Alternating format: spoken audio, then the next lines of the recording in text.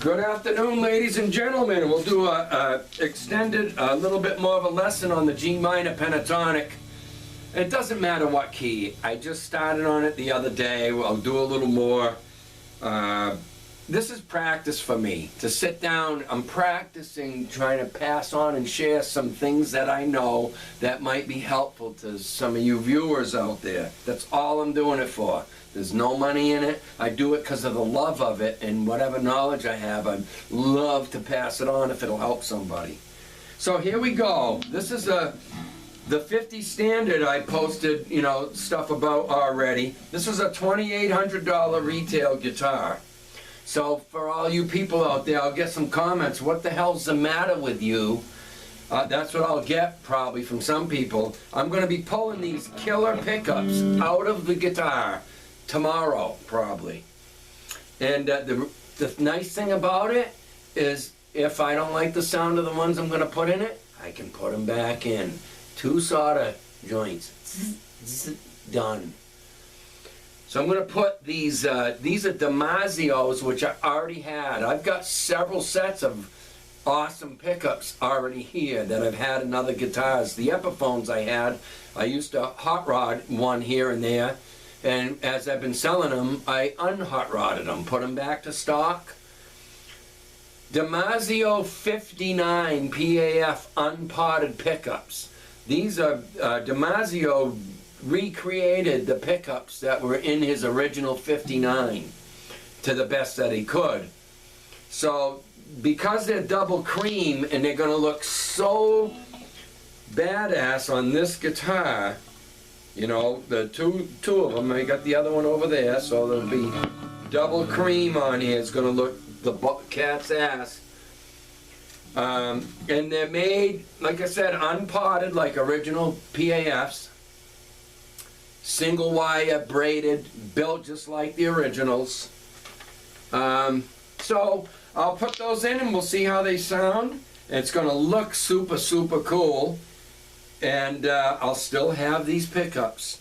When you play pickups with these, my 59 that I have, these are all dulled out. They look like old vintage pickups. But this one, these are the nice, shiny, new. After you play these kind of pickups for a while and your hand's sitting there, it dulls out the chrome or whatever, nickel there, whatever the coating, chrome coating. Dulls it out or whatever, but which doesn't matter. You buy a guitar to play. But I'm going to pull them out. They're still going to be brand spanking new condition. Set them in a little box, each one of them, and put those in. And we'll see what happens. I'm sure they're going to sound killer. These sound great. I'm doing it for the look. But I wouldn't put a piece of shit pickups in there just for the look. Those other pickups, I'm sure, are just as good as these. You can't buy these pickups in a store. They're Wildwood spec 59 tribute humbuckers, and the best, the guy where I bought it, he's described them to me. He said they're kind of like, apparently in the 2014 traditionals, had a really nice sounding humbucker in them, and he said they're just kind of like those but underwound, and they got them to where they really sound cool, which they do.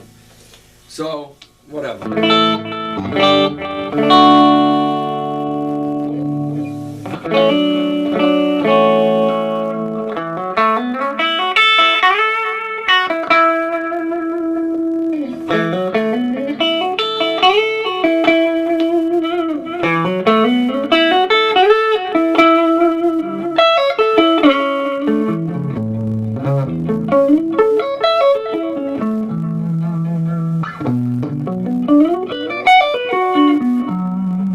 So anyway, they sound great, but if those don't sound like as good as these, then I'll take them right back out. Be just wasted time a little bit, but I doubt it'll be a waste of time. All right, so G minor pentatonic. The other day I did a lesson, Most everybody knows that position. The position before that for G minor pentatonic, starting with the F note. Watch my fingers, or you can use these.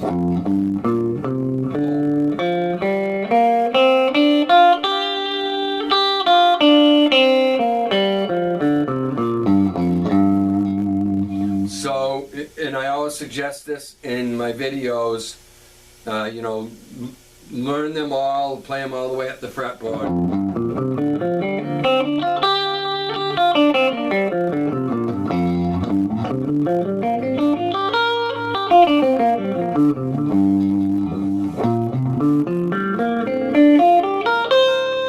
Wash my fingers.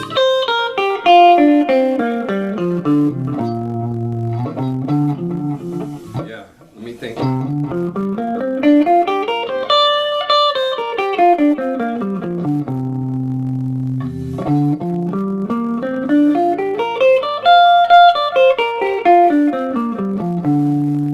And then this position here is the same as this one.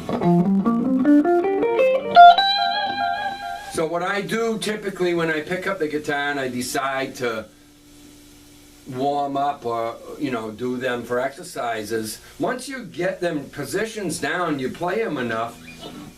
My lesson today is going to be, if you don't know these all already, focus on just going from one of them to the main one. Most everybody knows the main one, this one here. And again, focus on alternate picking to develop that. You know, because if you want to do smoother playing riffs and whatever, the alternate playing will help with that, and for more speed. But never compromise playing everything perfect. Learn everything slow and play it until you can do it perfect. Otherwise, you're literally going to train yourself to suck. You know, and I've been guilty of that for too long, doing things where I didn't really have it down solid. So I'd slow it back down and get it till I can play it slow and speed it up, and never compromise playing something perfectly. So what was I going to say? So most people know, you know this one. So your standard position, the one before it, the shape is going to be the same no matter what key you go in. That's my point with this lesson today. Learn the shape before the main, this one's the root position of G minor. The position before it starts with the F note, and it's the...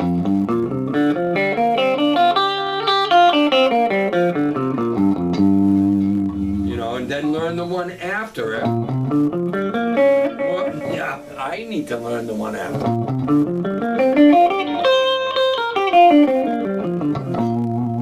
So if you practice going from one to the other,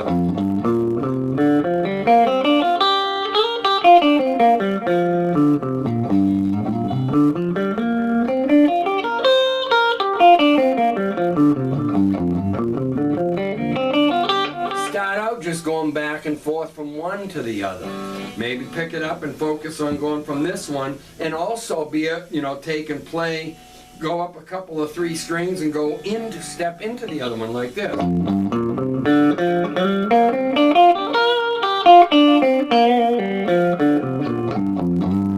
Find all the different combinations of that.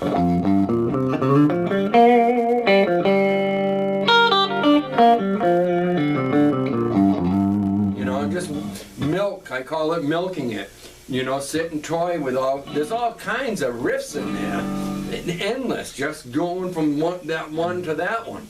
And then maybe a little while later or the next day or whatever, you know, go off and have your fun, but, you know, practice those for a while, and then do this one.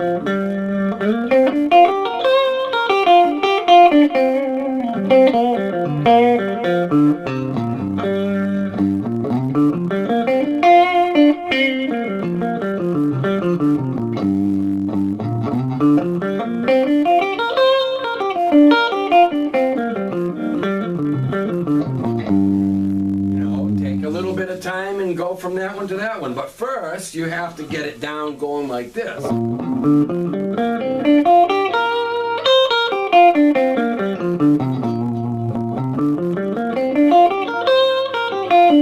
And it's okay, so start with those 3. There's only 5 positions and you've got the whole thing down. They just start repeating themselves. So there's 3 of them for the G minor right there. And, you know, to start out with, just work the one to the other. And I'll eventually go through all three of those. You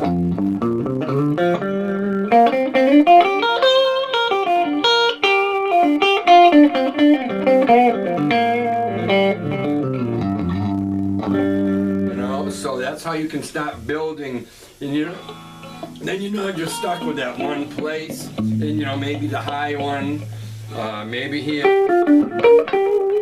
These things will help you tremendously.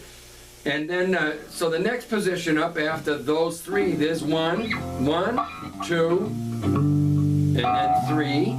And then the next one up from there, that was starting with a B flat note, which makes it B flat major. The next position up, this is with think in G minor now, is starting with the C note. Three in a row starting at the C note, or I use fingers 2 and 4, 1, 2, 3, 4, so that when they get up to this one, I use 1 and 4. This is the only position where you have to step over when you get to the G and B string.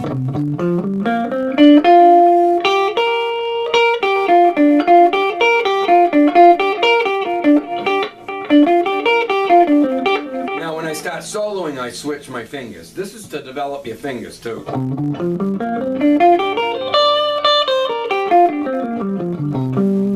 So that helps you have minimal movement of your hand too. So that's that position, and then there's only one left from that.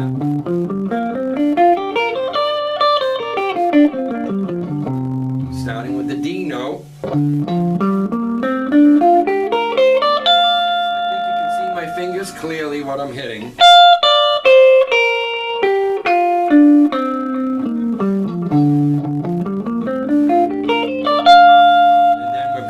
Same shape we started with, huh?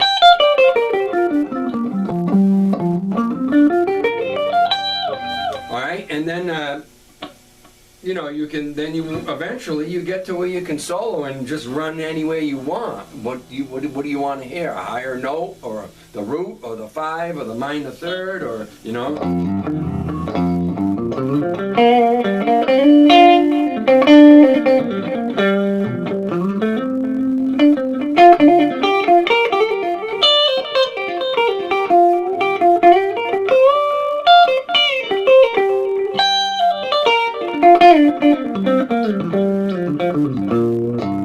So you can start to get where you can jump around, just go from one, not be limited to 2 spots, And then also a good thing to practice is, and I mention this in my videos a lot, a 6 count.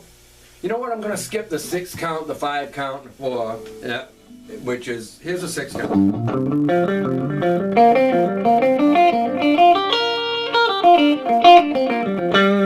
So I'm alternate picking down 6 notes, and then going back to the second. I started on the E string, then I go back to the B and go down 6. So.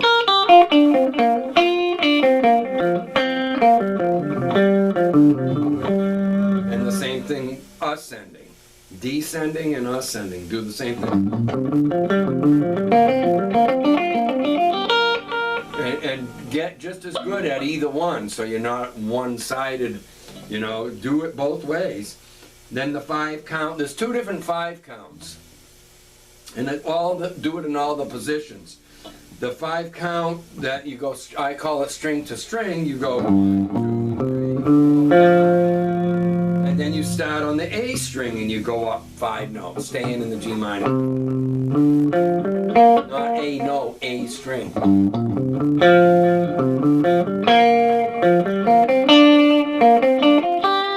then this way.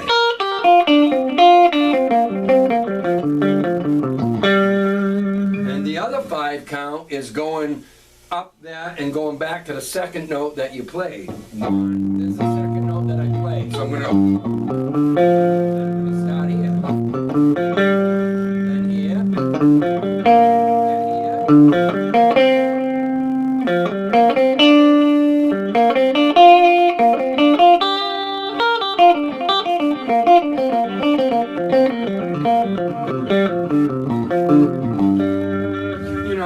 It's to develop, is what they're for. And, you know, obviously, most likely a riff, the only thing you'd probably use them for riff-wise would be doing just one of the 5.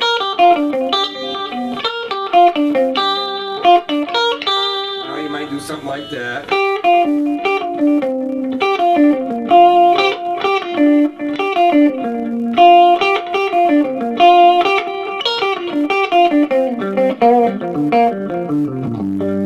Whatever. But they just help you develop. And another good exercise, and then the 3 count. 1, 2, 3.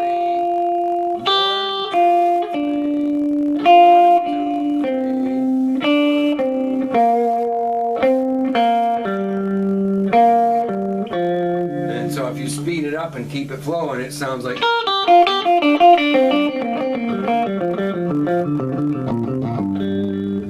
And then I also do, and you know, do them all in all positions. What happens is it starts showing up in your playing almost subconsciously, like it starts creeping into your playing. You know, you might just be.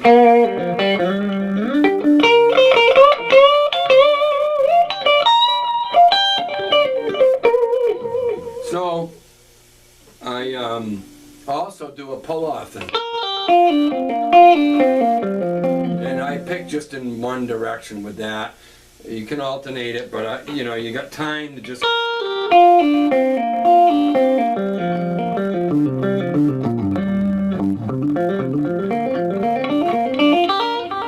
Alright, so there's those, and then there's here's a cool one where you just take 2 strings at a time, and for the alternate pick and developing, and then go backwards, doing the same.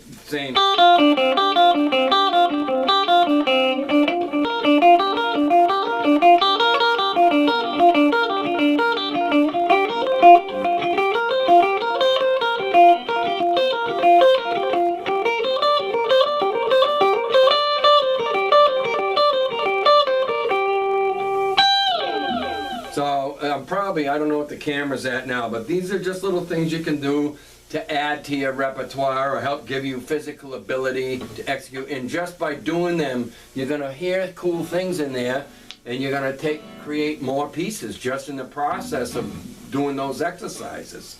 So have a good day.